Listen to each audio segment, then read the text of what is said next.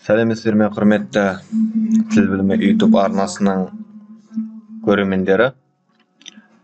Мынау 5-ші және 11-ші сынып оқушыларына арналған қазақ тілі пәнінен барлық ережелер жиынтығы шығарылды. Егер сіздерге қажет болатын болса, төменге WhatsApp нөмір қалдырам. Сол нөмірге шығып алуларыңызға болады ережелерді. Енді жалпы бұл ережелер тегін емес, әрине, еңбекпен жазылғандықтан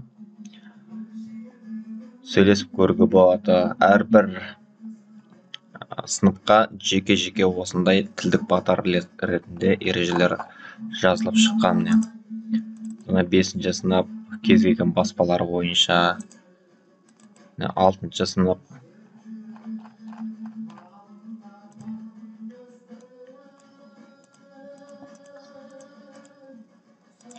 қазір 6-ші сыныптағы да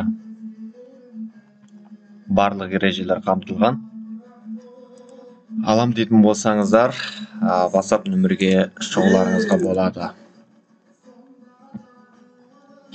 Міне, мысалы, мынау 7-ші сыныпқа арналған ереже екен. Барлығы 43 бет. Әрқайсысы жеке-жеке бір-бір кітапшадан барлық сыныптар қамтылған, 5-ші және 11-ші сыныптарға.